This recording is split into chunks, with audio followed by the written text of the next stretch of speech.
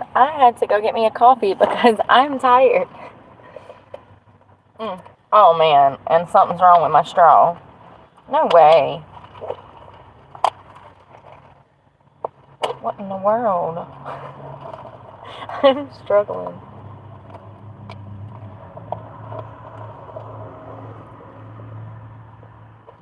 I hope there's not a hole in it. Don't I look cute? I gotta... Hello, hello. It's the afternoon. Well, it might be morning where you are.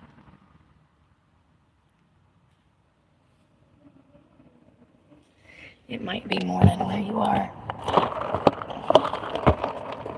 I don't have enough cup holders. What if we do this? What if we mix what if we mix our morning coffee with our afternoon coffee to make a cup holder? Listen.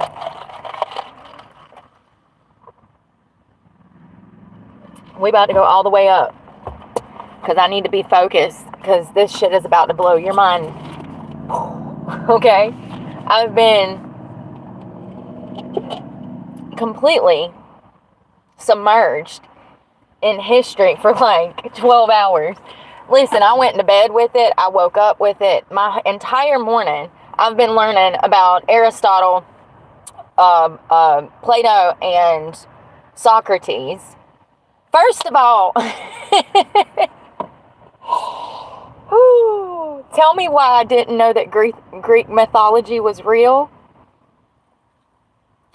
Listen, we've got to do something about our education system. Okay, that's all I'm saying. I grew up in the 80s. I went to school in the 90s, early 2000s. I graduated in 2004. And for some reason, I did not know that Greek mythology was real until last night. I just feel like someone failed me.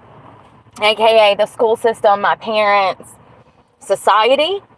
I don't know why these things aren't talked about more. I don't think I've ever had a conversation with anybody about Sparta and Athens or the fall of the Roman Empire.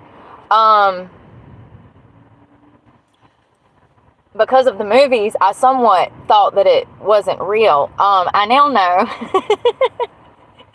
that I am, in fact, an idiot.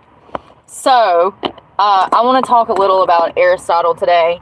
No, I'm sorry. Socrates and more... I want to talk more about Socrates, what he taught, why he was killed.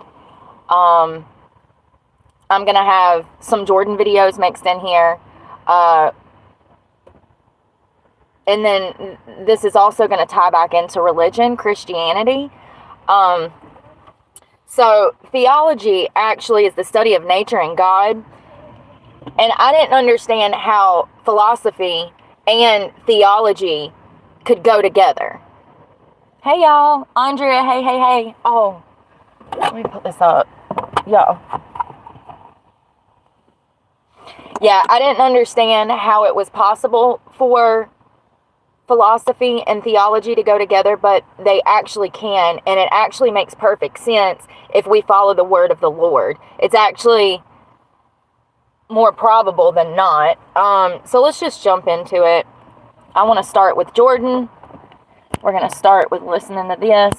Let's see. Hey, Andrea and Teresa. Good morning. I don't know where you are, but it's afternoon. So this is Jordan talking about life, virtue, the purpose of life. This is gonna... A lot of this is gonna have to do with how you can actually become happier, how you can become happier in your own life, and what it takes to actually find the true meaning of life and the purpose of life.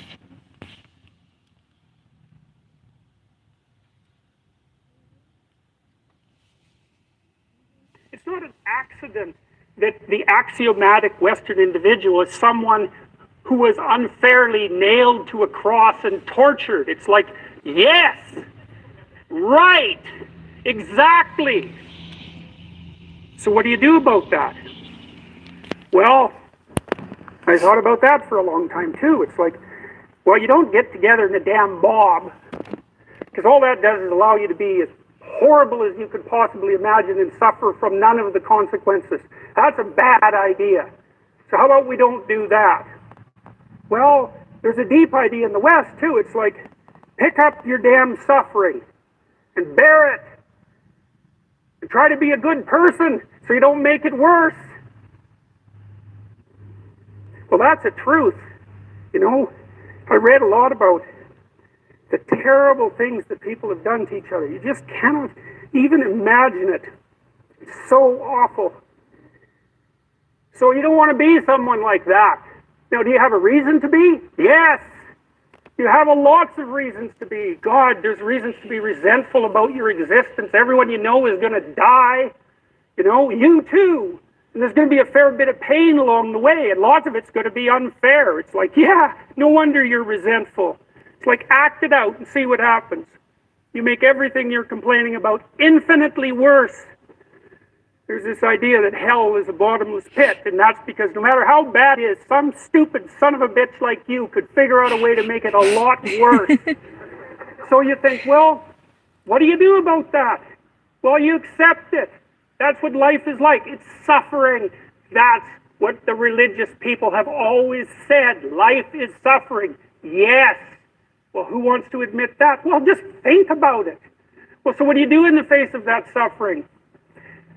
Try to reduce it. Start with yourself. What good are you? Get yourself together, for Christ's sake, so that when your father dies, you're not whining away in a corner, and you can help plan the funeral, and you can stand up solidly so that people can rely on you. That's better. Don't be a damn victim. Of course you're a victim. Jesus, obviously. Put yourself together. And then maybe if you put yourself together, you know how to do that. You know what's wrong with you, if you'll admit it. You know there's a few things you could, like, polish up a little bit, that you might even be able to manage in your insufficient present condition.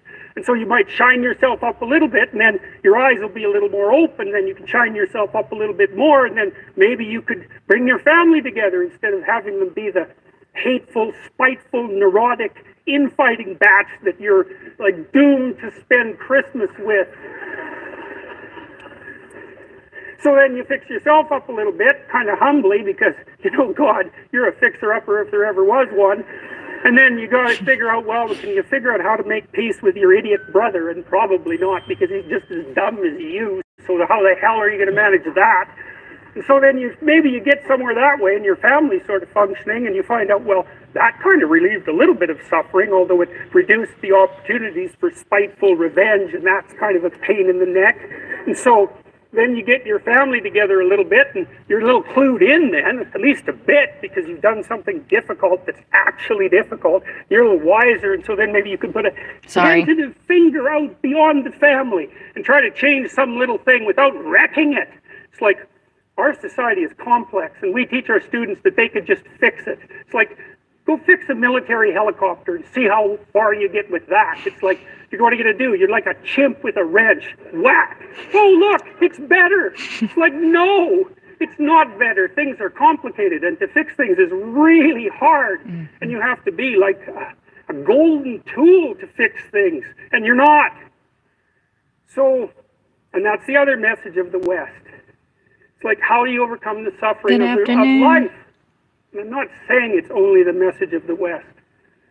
How do you overcome the suffering of life? Is be a better person. That's how you do it. Well, that's hard. It takes responsibility. And I think, you know, if you said to someone, you want to have a meaningful life? Everything you do matters. That's the definition of a meaningful life. But everything you do matters. You're going to have to carry that with you. Or do you want to just forget about the whole meaning thing, and then you don't have any responsibility, because who the hell cares? And you can wander through life doing whatever you want, gratifying impulsive desires for how useful that's going to be. And you're stuck in meaninglessness, but you don't have any responsibility. Which one do you want?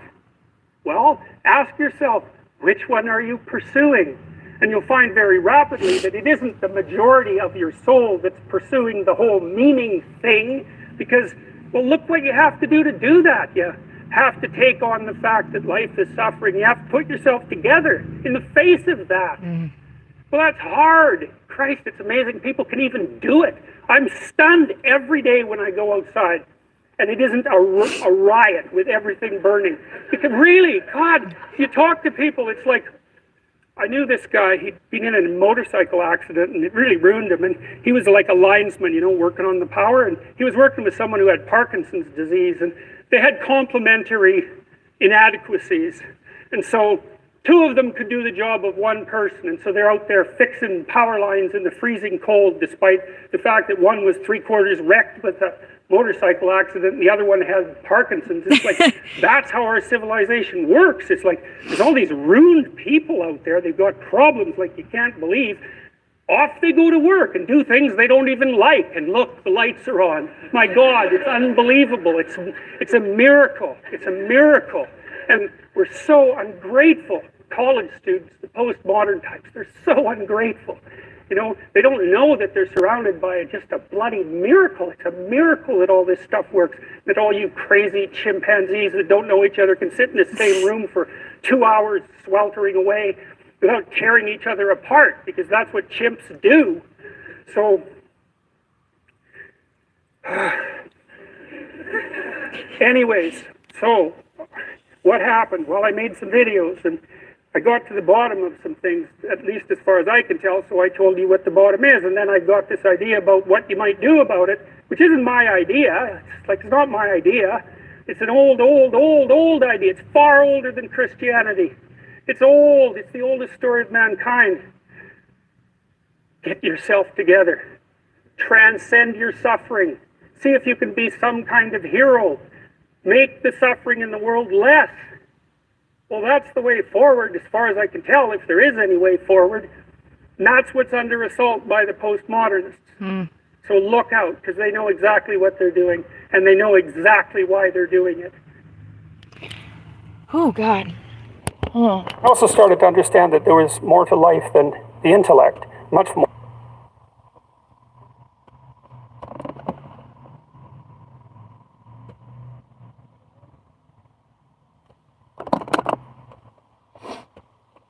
So what Jordan is talking about is virtue, about doing the right things, to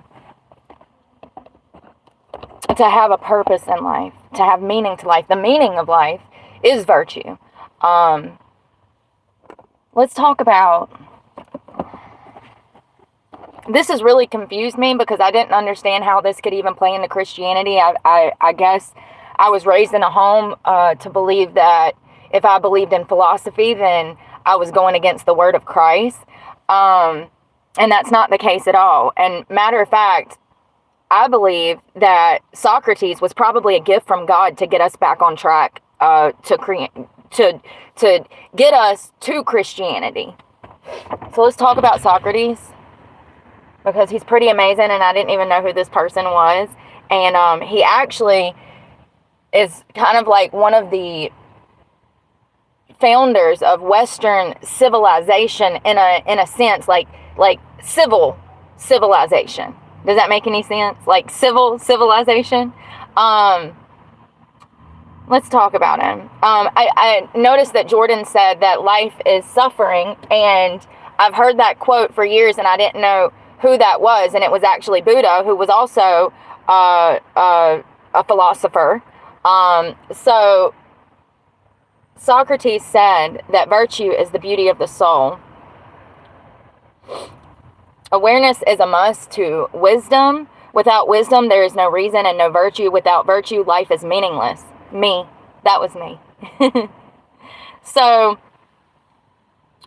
Socrates believed, he was a philosopher in Athens, in ancient Greece.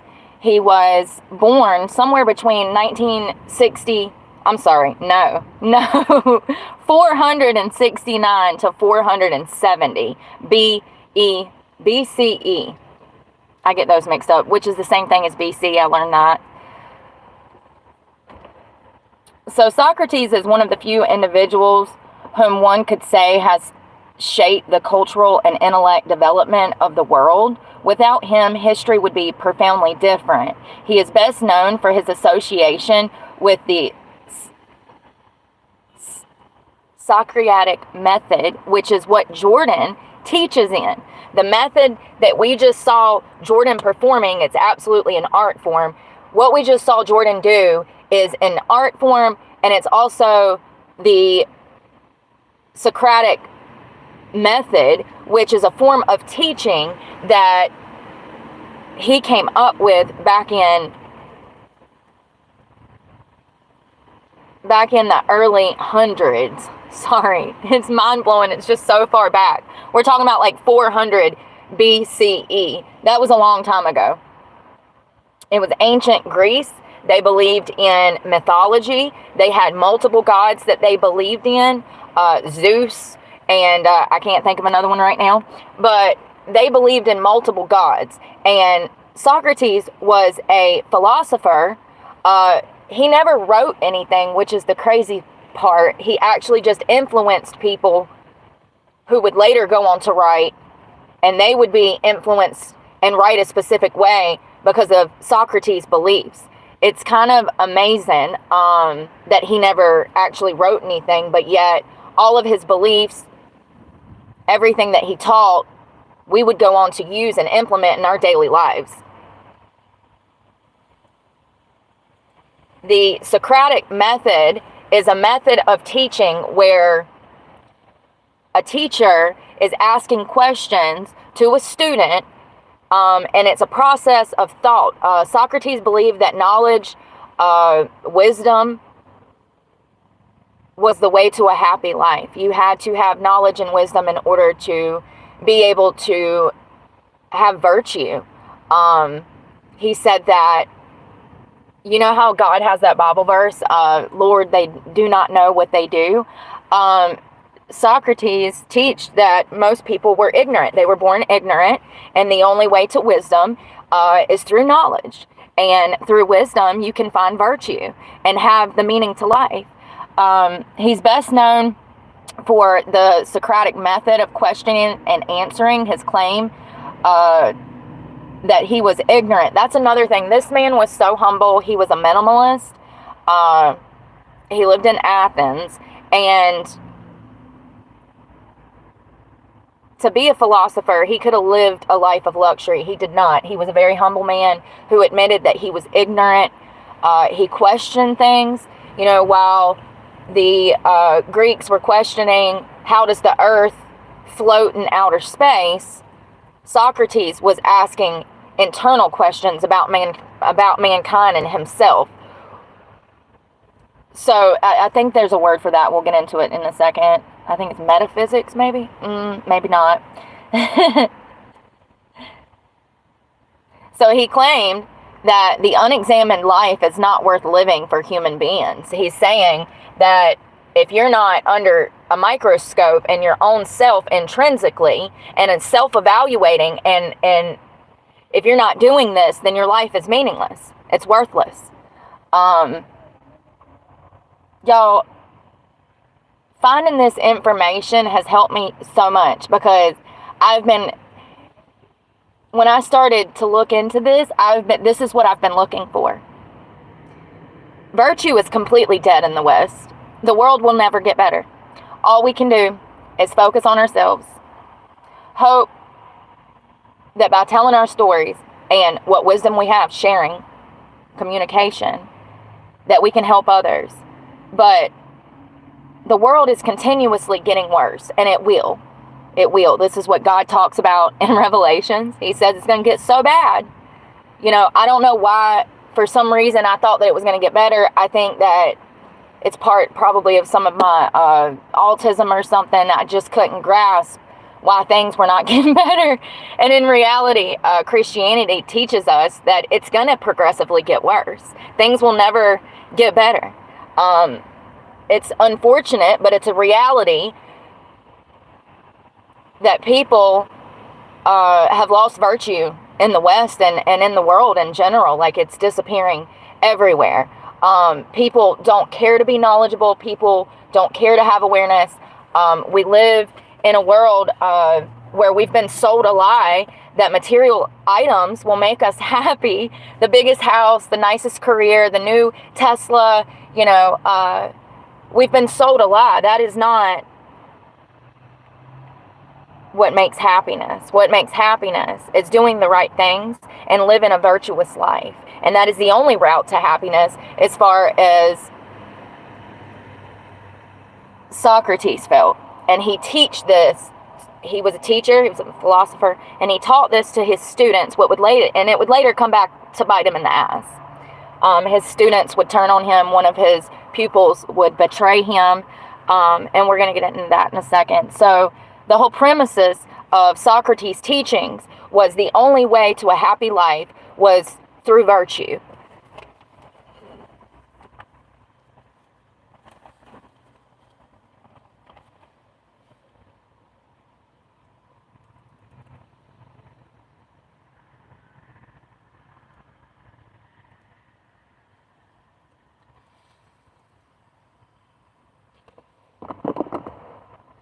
Socrates had a unique place in the history of happiness, as he is the first known figure in the West to argue that happiness is actively obtainable through human effort. He was born in Athens, Greece in 460 BC. So the Greeks had a very pessimistic view of life and existence. Happiness was deemed a rare occurrence, and happiness was only reserved for those whom the gods favored. Once again, they believed in Greek mythology. This was years before Christ would be born, and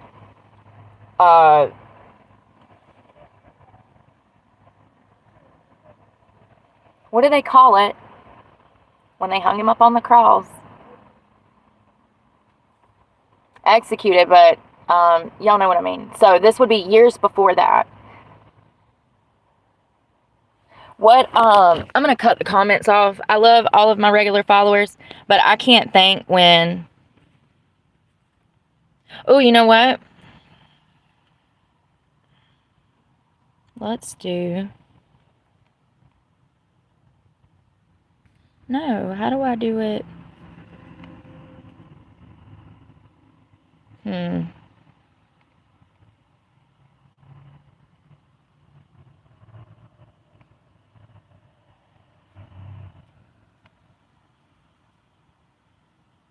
I don't know. I thought that I could set it up for like donations or whatever, since, I'm hoping to, we're going to be doing a lot more content like this. I'm not going to be doing as much criminal stuff.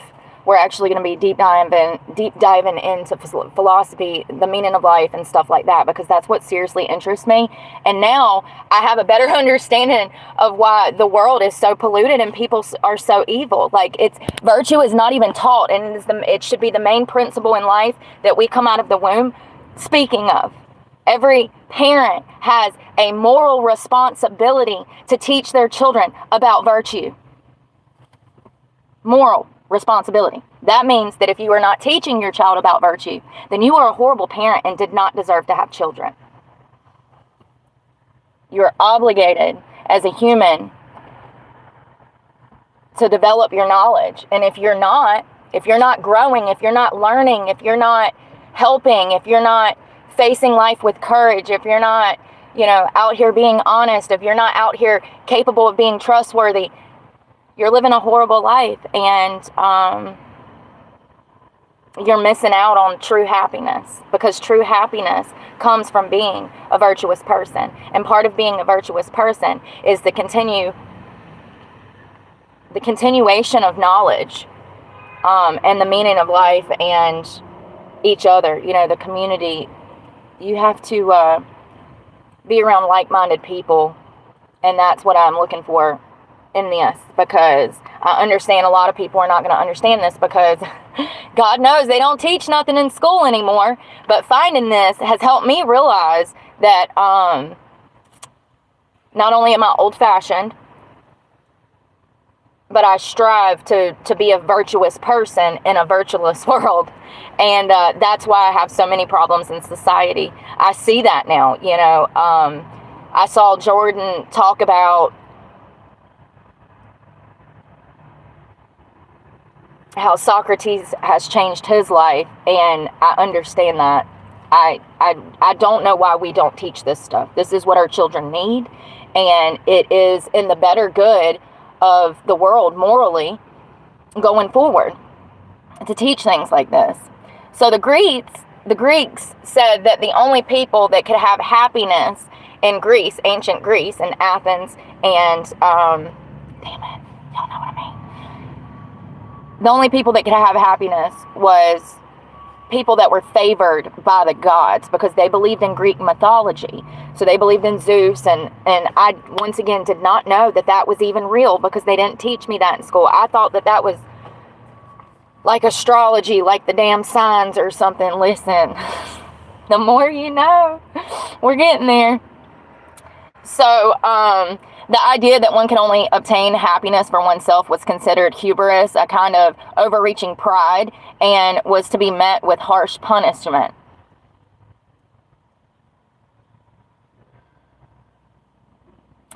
So against this bleak backdrop, the optimistic Socrates enters the picture. The key to happiness, he argues, is to turn the attention away from the body and towards the soul. By harmonizing our desires, we can learn to pacify the mind and achieve a divine-like status and state of tranquility.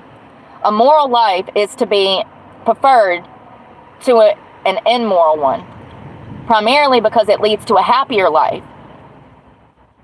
We see right here at the beginning of Western philosophy that happiness is at the forefront, linked to other concepts such as virtue, justice, and the ultimate meaning of the human existence.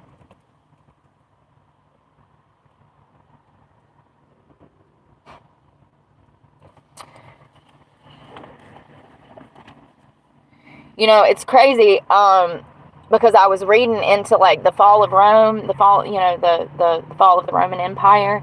And part of the reason that the Roman Empire failed was because all of the elites were not doing their jobs. Does that sound familiar? They were living a life of luxury. They were not doing their jobs.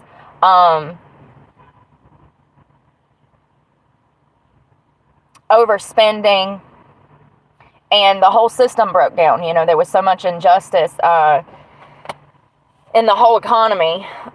So it's kind of ironic. I guess that's why a lot of people draw parallels between the United States, the current state, and the fall of the Roman Empire.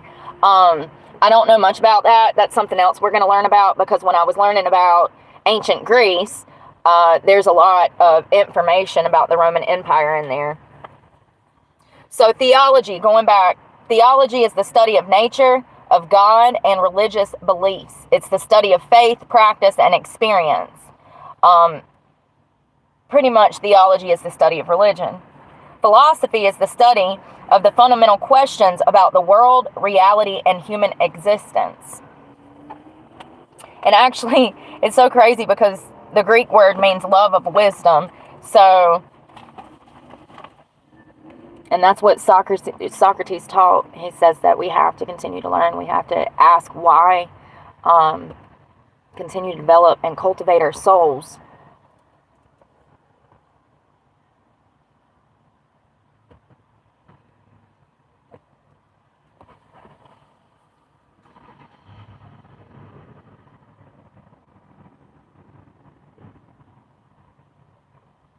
The unexamined life is not worth living. The only good is knowing, and the only evil is ignorance. He wholeheartedly believed that people who did bad things were just simply ignorant. I've talked about this before, how people just don't know until they're taught something, how they're just unaware. And this is why he says that we have to focus on wisdom and knowledge. The idea of an unexamined life emphasizes the importance of constantly questioning oneself and one's actions to live a virtuous life. By stating that, quote, the only good is knowledge, Socrates suggests that true virtue stems from understanding and wisdom.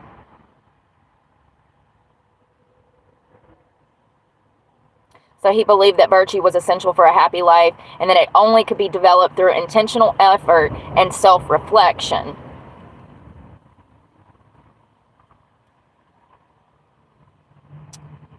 So virtue was the ability to act correctly in any given situation based on the knowledge and certainties.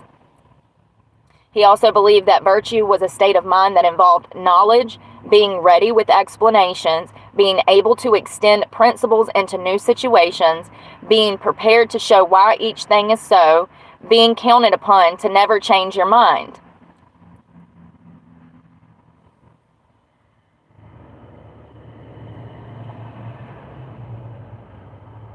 So virtue, according to Greek philosopher, y'all, I done said the name so damn much, Socrates, that I forget it.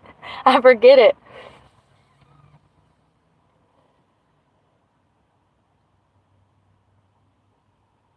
Virtue, according to the Greek philosopher Socrates, is the most crucial attribute for a person to possess. He thought that virtue was the key to our happiness and well-being, and that it was not only important but crucial for one to have a satisfying and meaningful life. Socrates also held that virtue and knowledge were inextricably linked. So undeniably, absolutely. Learned a big word today. I got one of them stickers in my shoe, in my sock, sorry. It was sticking me in the foot, sandspur. So they were inexplicably, Lord have mercy. Inextricably, on big words with Brooke today, linked, and that virtue might be developed by acquiring knowledge and insight. Wisdom is another term used for this development, insight, and understanding. According to Socrates, persons who lack wisdom have a limited understanding of themselves and the world, were more inclined to act in ways that are hurtful or unfair, whereas those who are smart and have the comprehension understanding of both are more likely to act virtuously.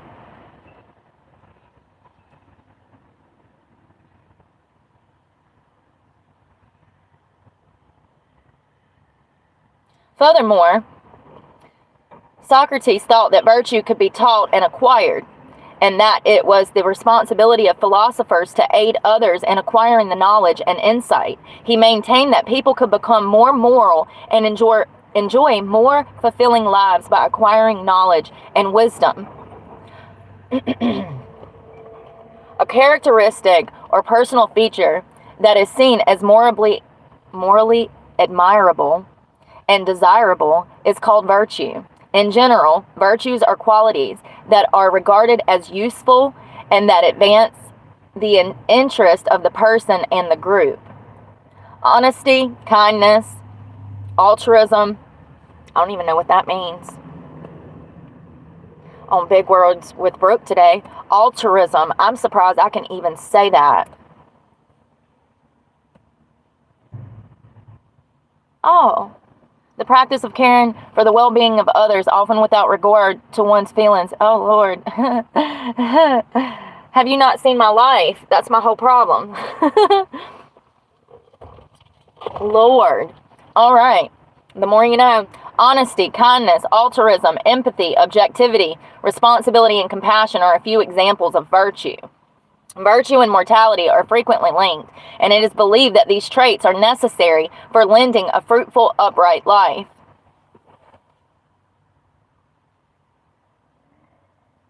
A person's ability to act with virtue is often associated with good moral values and a solid personal principles. In many belief systems, virtues are considered to be the foundation for a healthy and content life, both for the individual and for society as a whole.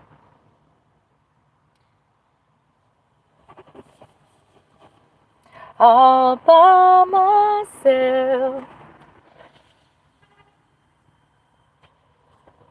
Why is virtue important? The value of virtue resides in its capacity to support individuals in leading fulfilling lives. Each citizen contributes to the society in which they live, And virtue encourages the welfare of society as a whole through the actions of individuals. Strong, healthy relationships are facilitated by virtues like honesty, empathy, and kindness, which also foster a sense of community and belonging. They also support people in acting morally and justly, respecting each other's and making wise decisions.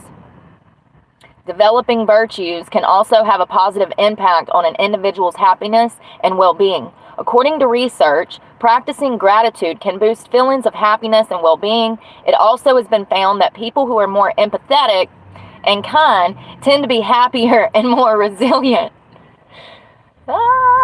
Developing virtues can also have a positive impact on an individual's happiness and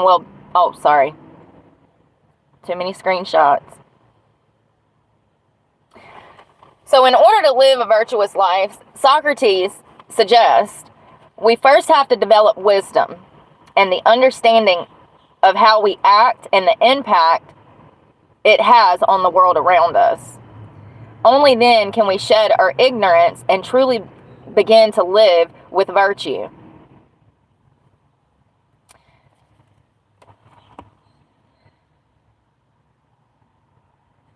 So if you're curious, I have a small list of things you can actually do. Reflect on your values and principles. This is why I always say you need to know what you stand for, know who you are, because if you don't, you're going to fall for everything in life. And you need to reflect on who you are intrinsically, your values, your principles, your core beliefs. And the great thing about virtue is it doesn't matter what religion you are. It's not about religion.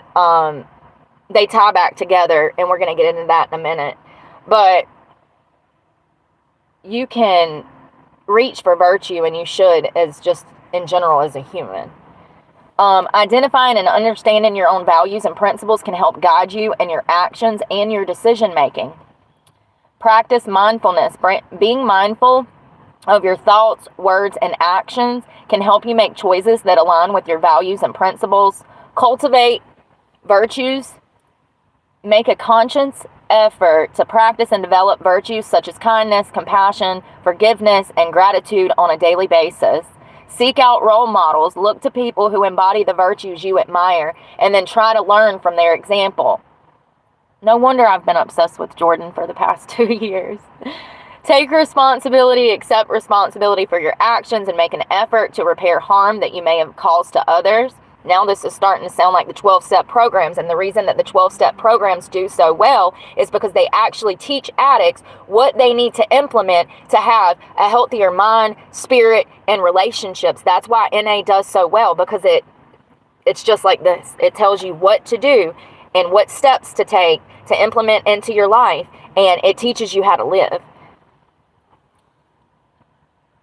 Engage in meaningful work. Find work that aligns with your values and allows you to contribute to the greater good. Be open to learning. Seek out opportunities to learn and grow. And be open to feedback and new perspectives.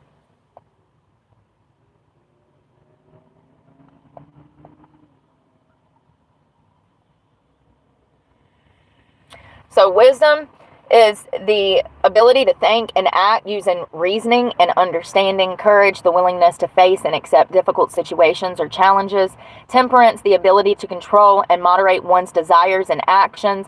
And justice, the practice of fairness, equality, and honesty in one's relationships and dealings with others.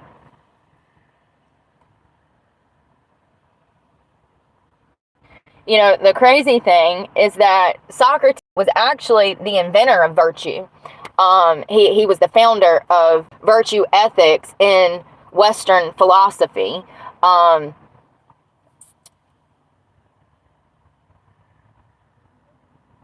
Ethics is a huge play in all of this. Socrates said that he had this. They called it the daemon, which is also pronounced demon, which also ties back into democracy, which is crazy. The word democracy stems from daemon, demon. And he said that he had this voice in him that would guide him to do things, and it would never tell him what exactly to do, but it would tell him what not to do. And we now know that as internal monologue. A lot of people say that they don't even have this internal monologue. That's scary, but, you know, to each their own. Thank God I'm blessed.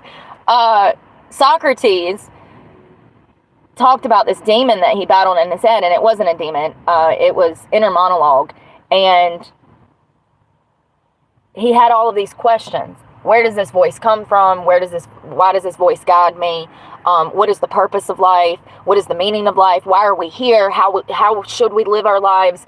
And once again, this is in Greece, where they're believing in multiple other gods, and the only way to happiness at this time in the whole community, everyone believed that the only way to happiness was to be graced by the gods. And Socrates says, no, I don't think that's it.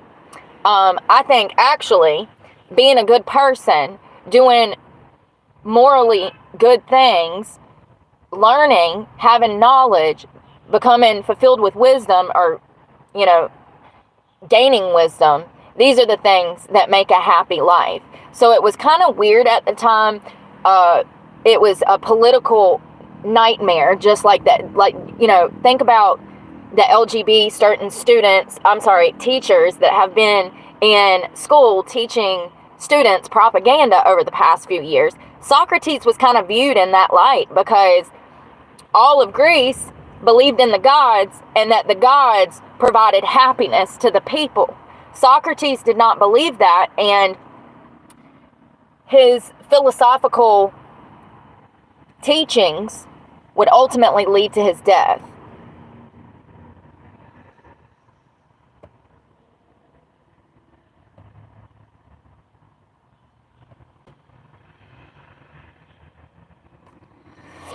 It would ultimately lead to his death.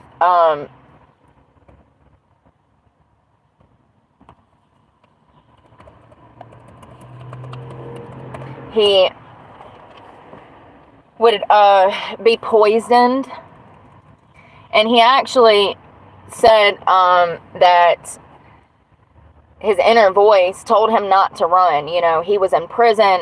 He was arrested for brainwashing children in Greece. That was the charge. I'm not even joking. It was, let me see.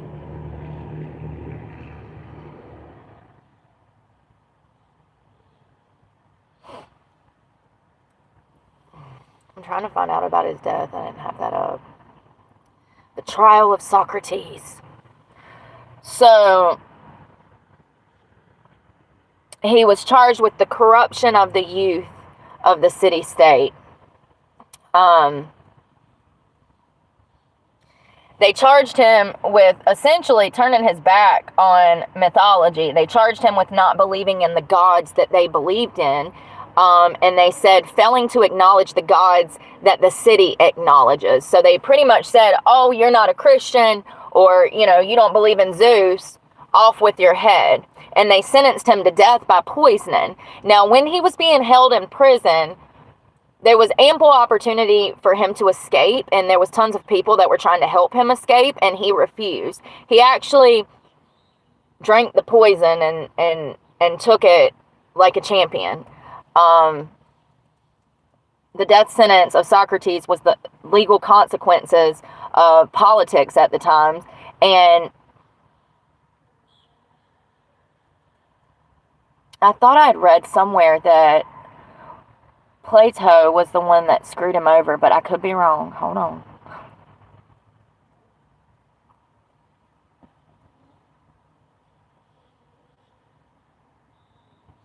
It doesn't tell me. They killed him with some kind of plant poisoning, too.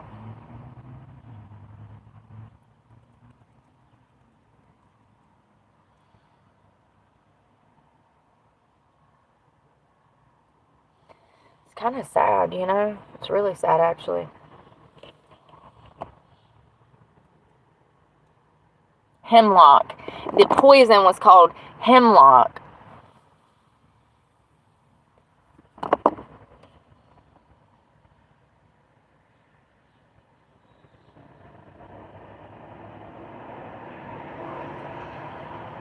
It doesn't tell me if Plato is the one that betrayed him.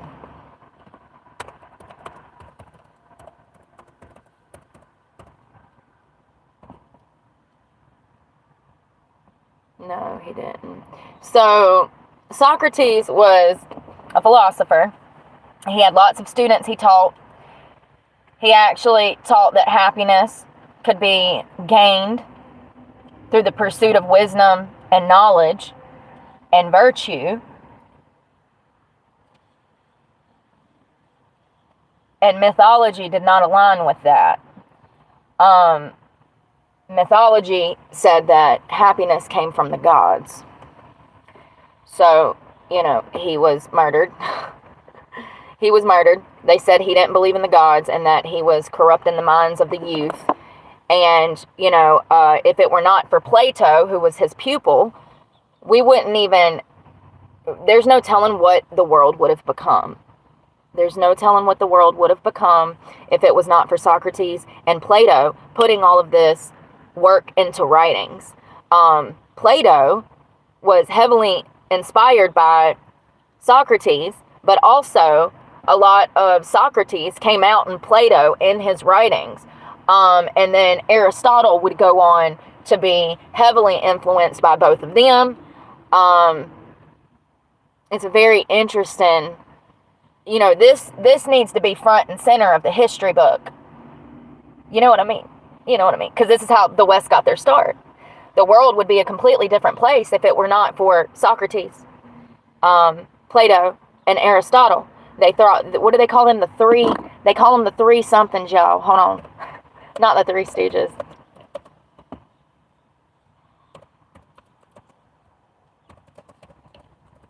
I don't understand why we don't teach history. No.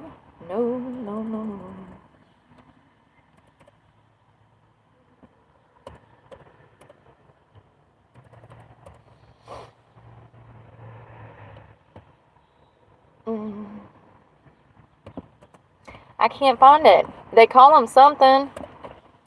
Socrates. That's another thing. There we go. I'm so over Google, y'all.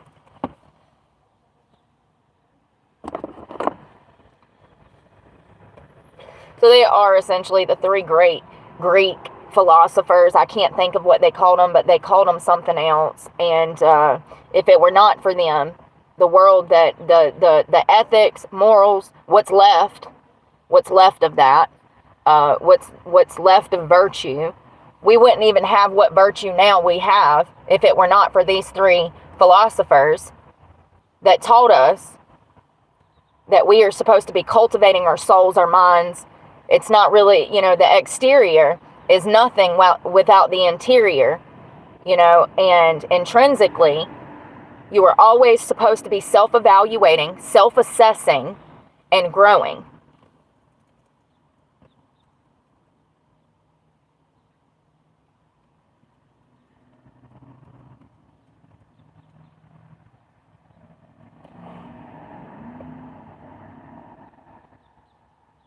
So this got me wondering how is this even.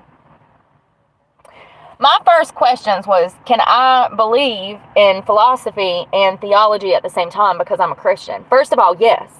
And then I'm like, well, when was Jesus born? I had to go do some cross-reference. So Jesus was born between 6 and 4 BC.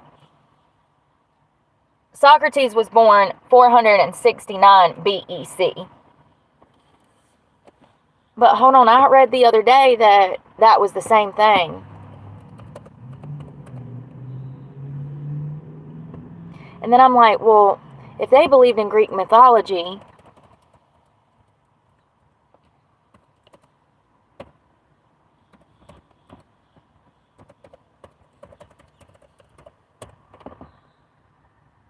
yes, I thought so. So Socrates came before Jesus. And, they believed in Greek mythology back then. Christianity wasn't a thing yet.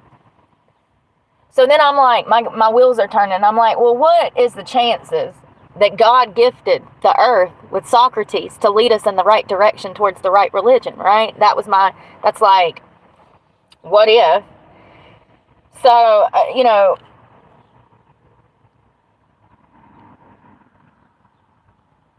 so God's word was the foundation, our creation. The Bible, the history of him was the foundation. But somewhere we got off track, and Christianity wasn't even born yet. And I'm like, is there any way that God could have had something to do with Socrates being like a gift to earth? And then I Googled it, and it's like, yes, absolutely. There's a link. There's a link. Yes, according to the Bible, God sent Paul to Athens at the right moment in history to tell the people about the sacrifice of Jesus Christ. Is that not wild?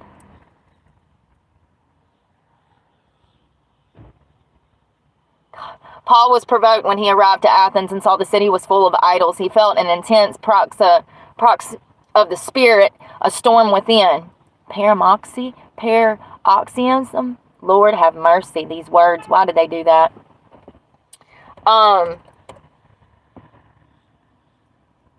It's just so crazy. I was like, no way.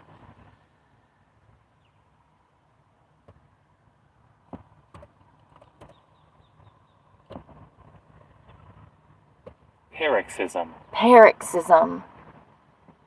Oh, so he was mad.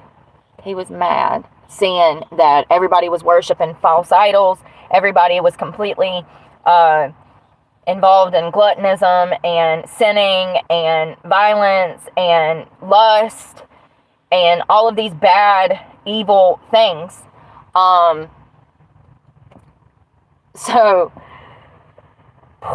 Socrates and Plato and Athens and the Bible all go together. Y'all, this is what we need at Bible church, okay? Because I am thoroughly intrigued. This is not what they taught me in church, but whatever, honey. Like, it's crazy. It's absolutely... I'm glad to find a word for what I've, like, this whole experience. Like I said, I feel like I've been trying for the past 4.5 years to live my life as virtuous as possible. But it's really hard to do that in a society where everything is lacking that. There is no virtue. Look at society. People thrive in ignorance nowadays, and they want to.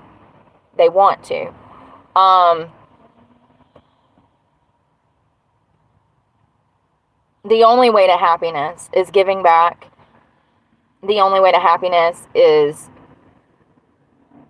being virtuous, being kind, being courageous. I was listening to Jordan explain, all right, scenario, you're walking down the street and you see a woman getting mugged.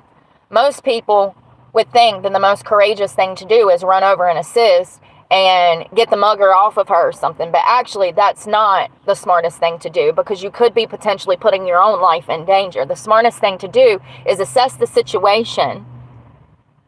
Think about the scenario like rationally. Put aside your maybe immature urge to go bow drop somebody. Or your immature urge to mind your own business and walk away, because that's definitely not the answer. But you have to assess if that person is going to kill you and that person, because if that's the case, then you're going to make the situation worse, and it's not the right answer. It's not the most courageous thing to do if it's going to lead to the death of both of y'all. But assessing the situation and then making a realistic choice as to what to do, if getting involved is in the best interest of both, then absolutely, that would be the most courageous thing to do. Do you get it? I hope so, because God, this is why I have Jordan do my talking for me, because everything he says, I'm like, yes. Look, like, y'all, I spent half of last night crying because I just don't know how to put what I'm feeling into words. But this entire entire lesson that I've done has been intense. Like, it definitely this is what I needed at this time. You know, it explains why I'm feeling like I am.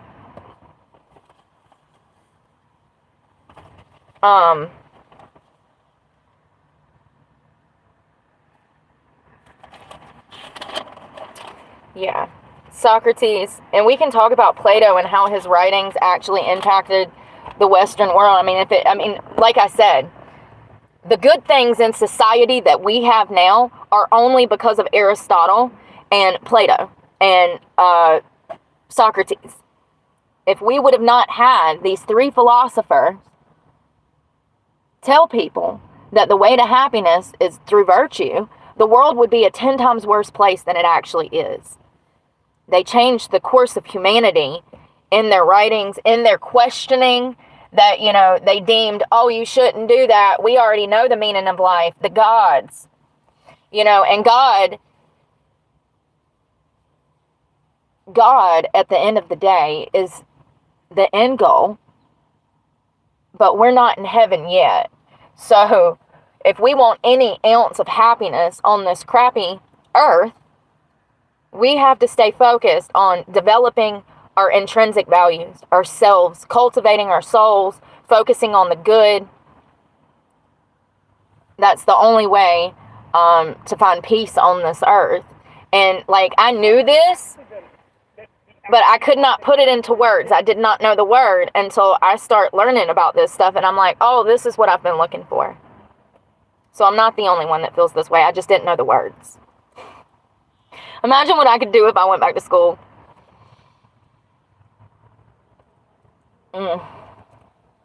It's really sad because, you know, we live once again with this lie being told to us that the way through happiness is graduating high school, going off to college, finding a career, settling down, having children.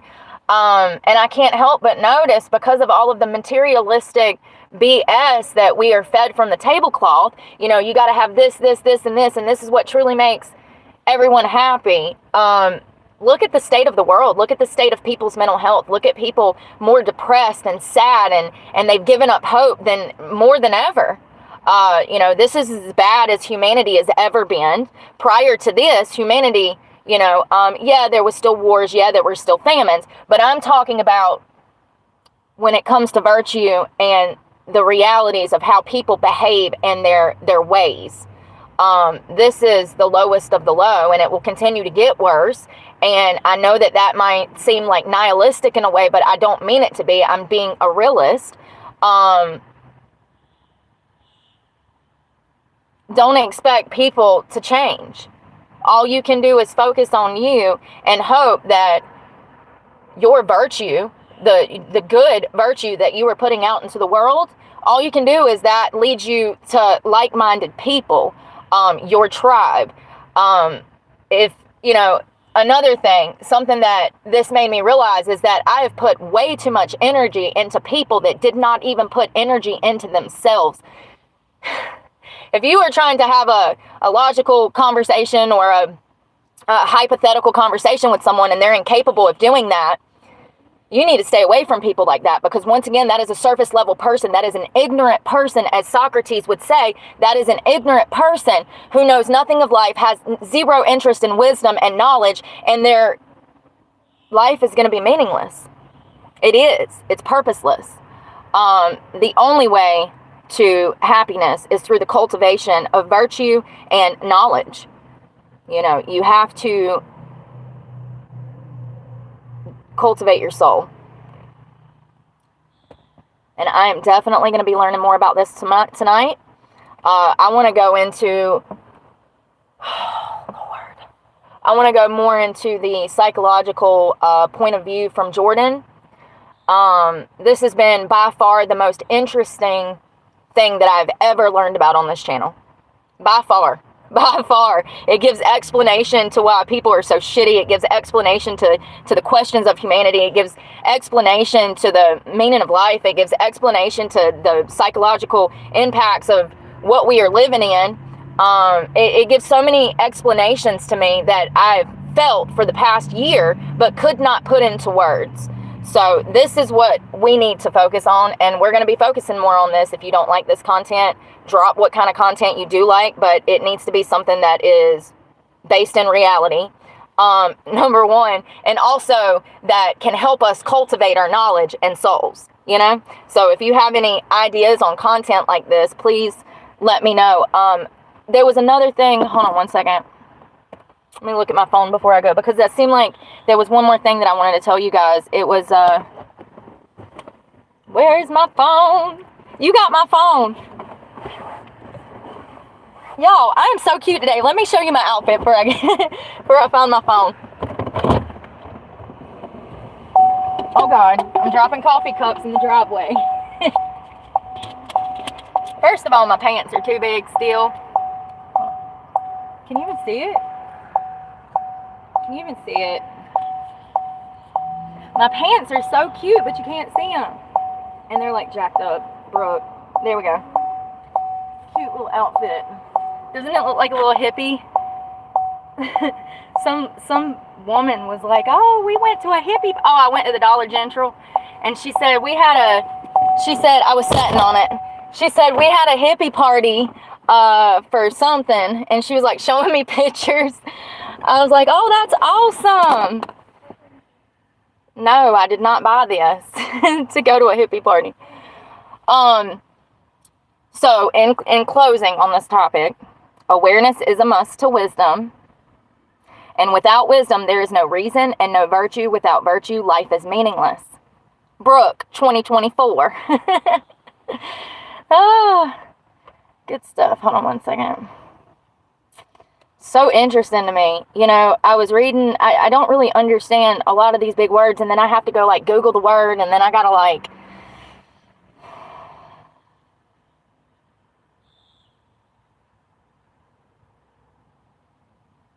for him to be killed because he was telling people to live an ethical, moral life is just crazy. But, you know, the Athens and Greece and whole, they were thoroughly reveling in evil. So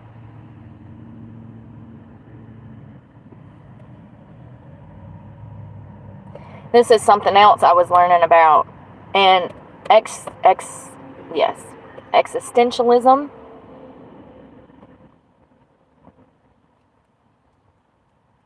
So existentialism is a philosophical, Lord have mercy, y'all, I ain't even started. It's a movement that focuses on the individual and their responsibility for creating meaning in their lives. Existentialists believe that people are responsible for their own actions and fate, and that they should not rely on a higher power or society to determine what is important or morally right. First of all, I've met so many people that were like atheists, and that's my first question when it comes to personally like finding friends and stuff. Now, like, I know I cuss like a sailor, but if you're a Christian and you don't want to hear it, especially in public, if we go get lunch, I ain't gonna be out there cussing, and like, I'm just not like that. Like, I've said this, I'm very professional in public. So regardless of how I act on here, don't be surprised when you see me out in the streets and I'm more normal than you ever thought.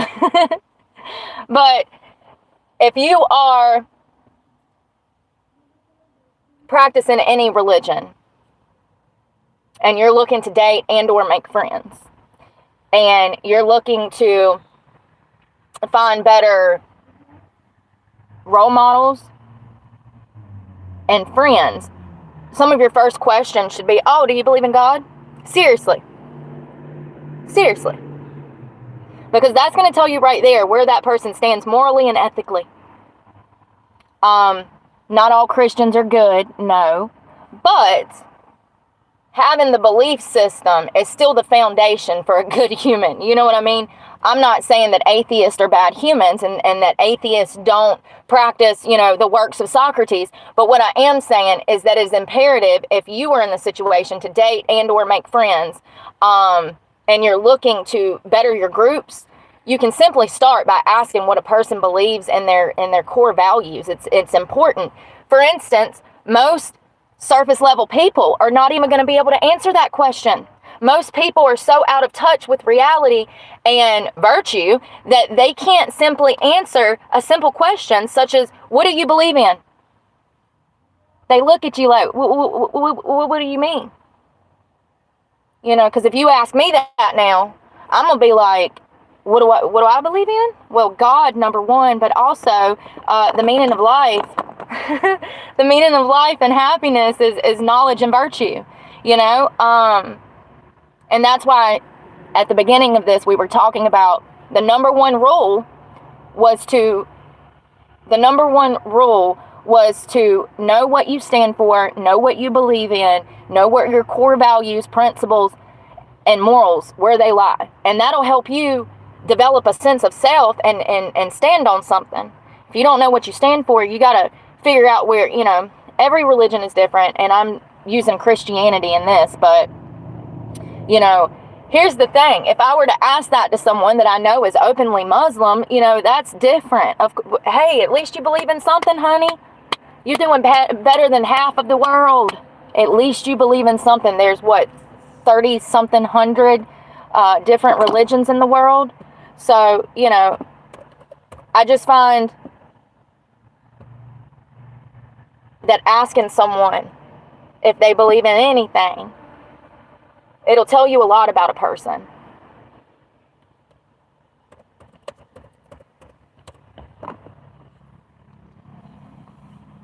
I've noticed in modern society, a lot of people lack beliefs in certain religions or religion in general because it gives them the opportunity to just be crappy humans, which is fine. There's actually roughly around 10,000 different religions in the world today. Back when I started studying religion 20 years ago, there was only like 7,600. So, there's a lot of religions, but, and once again, I think believing in anything is better than believing in nothing, but knowledge is power, and the more that we can learn about these different religions and stuff, y'all, that's another thing that interests me.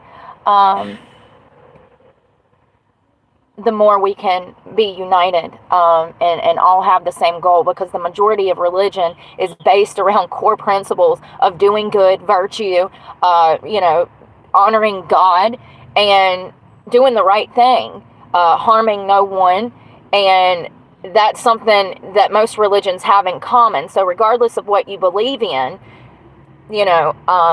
virtue is obtainable to all religions. And, Buddha, who was also apparently a philosopher, I didn't know that.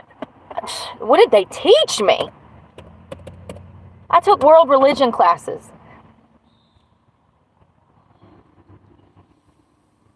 Like all of them that were even offered at the college campus.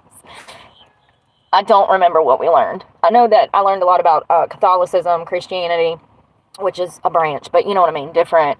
Southern Baptists, Lutherans. Let's see here. Hold on one second. I wanted to make sure that I was right in my assessment because I thought he was a philosopher, but Buddha, Phil.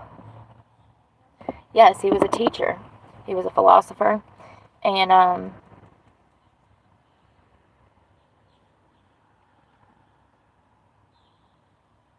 he would have lived after,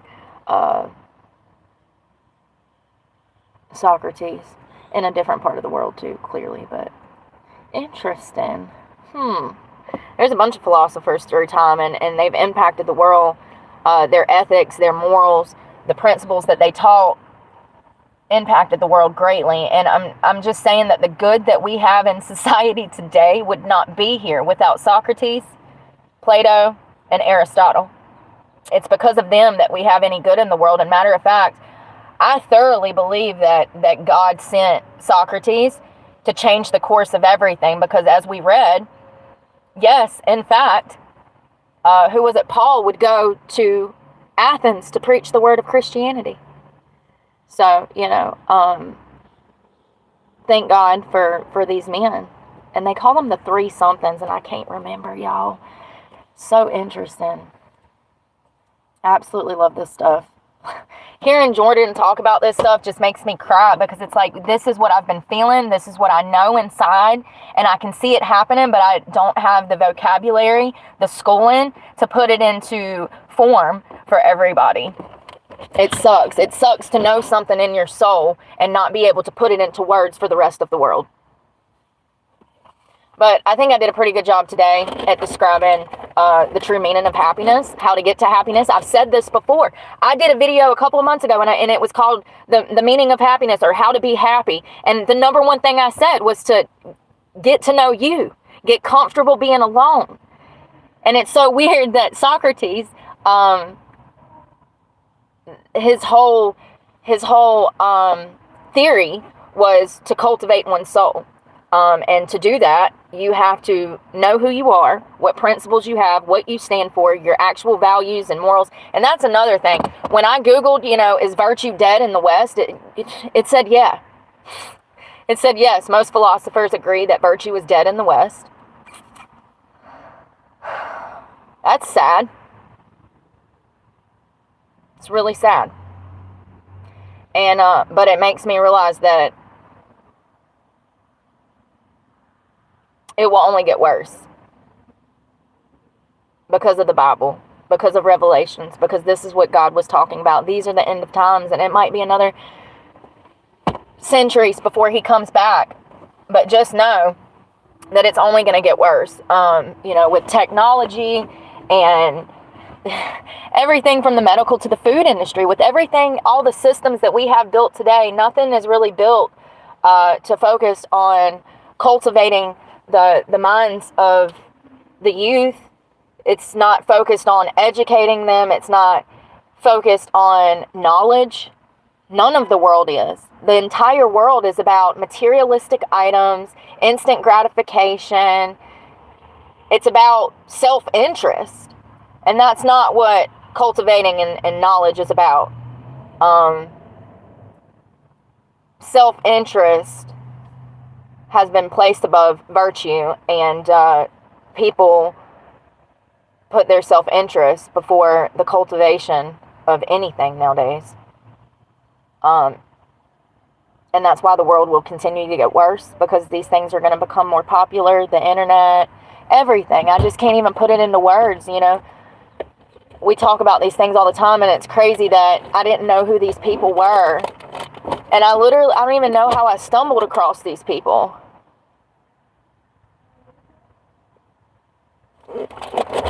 Yo, Jordan Peterson has been out here doing the Lord's work for like forever. And this, oh God, what is it called? Static? Oh my God.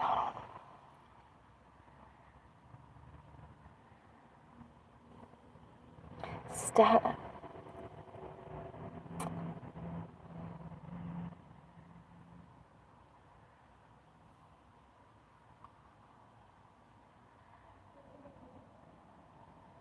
Come on. Socratic method. This Socratic method is almost like it's almost a confrontational, but it's not. Jordan Peterson implements Socratic method in his teaching, and I find it interesting because that's the best way that I learn.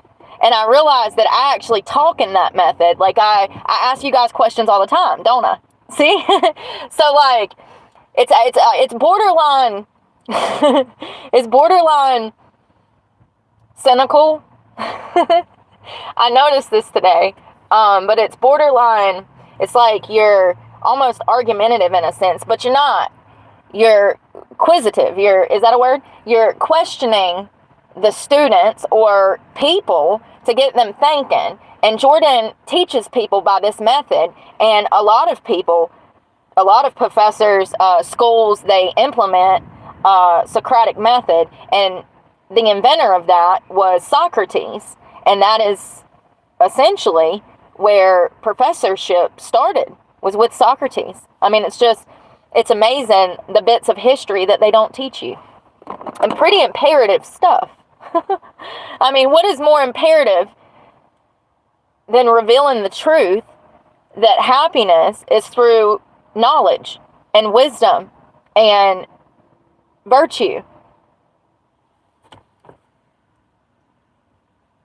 I think that that's why the Bible is important, because that is essentially what the Bible teaches. But also, this country fell from God years ago. So yeah. Interesting stuff. Super interesting stuff. There's so many other layers. We might bounce back around to more of this tomorrow, because there's so many layers that I can't even begin to wrap my mind around it. I feel like how like when you found out what space and time was and all of that stuff back in like elementary school, when you're like, oh, these are all the planets in the sky, and you're like, how? I kind of feel like that again, like a little kid in the candy shop, because maybe I overlooked this part of Jordan's career. This is a lot of his older stuff. He has touched base recently on the fall of the Roman Empire and Greece and Socrates, but I completely skipped this part of life. Nobody told me. I wish my mother was alive, because I know that she would be thoroughly enjoying this. She loved, when I was a kid, I would go to the library for fun all in the summers. I'm actually about to go to the library now. But I would go to the library, and it's like my favorite place to hang out, and I would learn about Picasso or Mozart or, all of these different people, and I would come home, and then my mom would have friends over, and she'd be like, tell us about somebody. And I would be like, oh yeah, Van Gogh cut off his ear and mailed it to a prostitute. I'm like 8 or 9, like doing this at the dinner table. It used to make me really happy though, because I don't know, I just love learning about things. Like I said, encyclopedias were my favorite books as a kid, and I'm glad that I'm going to try this new library today. I'm excited. It's a small drive, but it's not bad. But yeah, if my mom was alive, she would be like, tell me more. How'd that happen? Why'd he do that?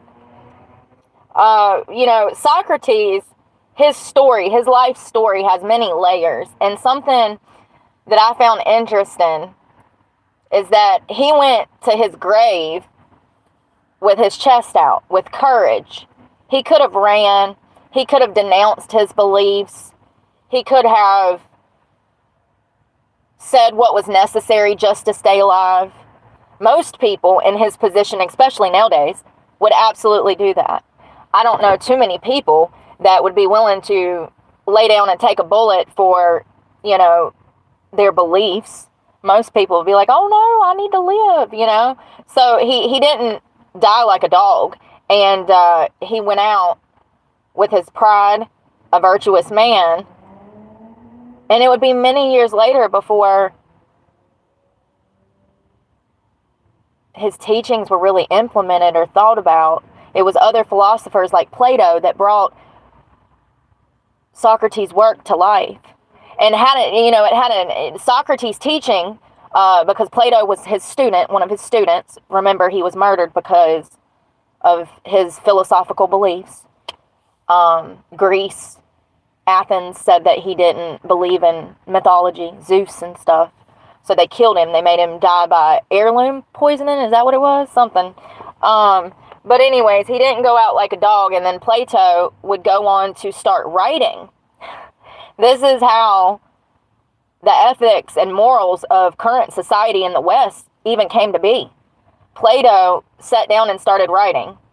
And then years later, there was another philosopher, Aristotle, and we might talk about him tomorrow. He came, and he was heavily influenced by Plato and Plato. Lord have mercy. Plato and Socrates. Listen, y'all know that lady with the red hair that does the Egyptian files on YouTube, and she's like, hold on. She's like, Aphrodite would walk through the sand to the water of the Nile. Listen, I'm not that woman. I wish I was.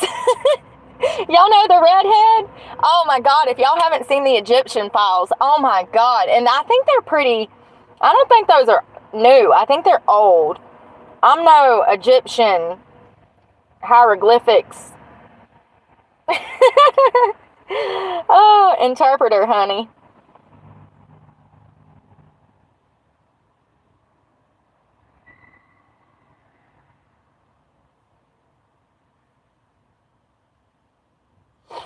Egyptians.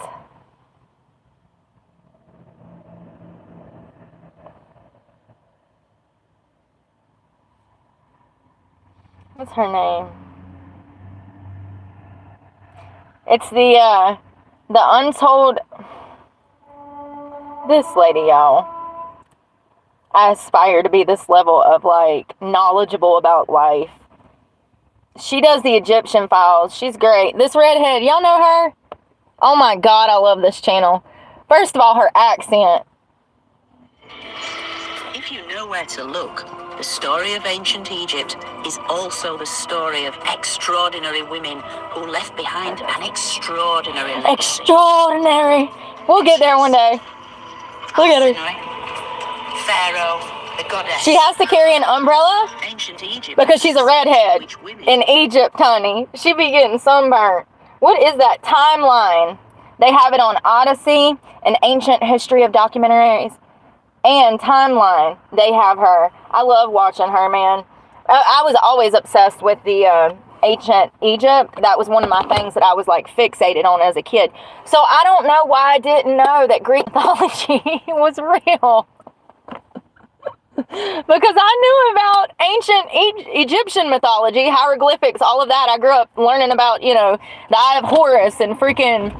I mean, I know a lot of hieroglyphics. There you know what I mean. A lot of Egyptian symbols. So, yeah, it's so funny that nobody tells me shit. Did we even learn about the Greeks in school? I don't remember anything about Rome, anything about Greek mythology. I don't even remember learning about the Revolutionary War, honey.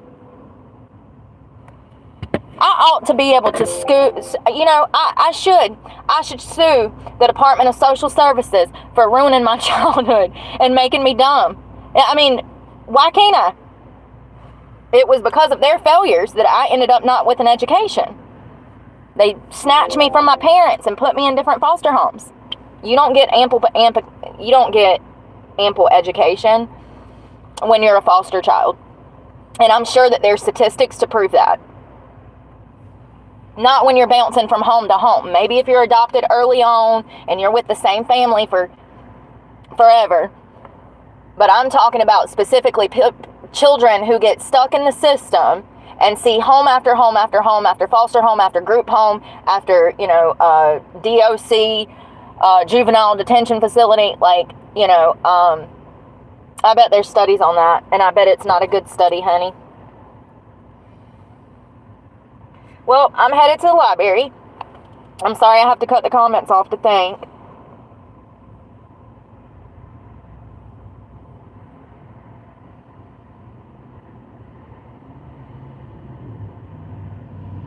I hope that y'all have a good afternoon.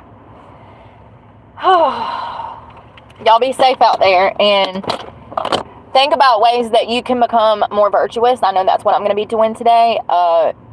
Socrates was a very humble man who lived a very minimalistic life. I can't get much more minimalistic, but I do need to work on being more humble and gracious and grateful and positive and think of small steps to virtue, small steps. And also remember, knowledge is the key to happiness. And life is meaningless without virtue. And if you're a Christian, you already know this, because if you don't live right, we go into hell in a handbasket. Oh, I love you guys. Y'all be safe. Pray for me, because God knows I need it. And I'm praying for you guys. Bye, y'all.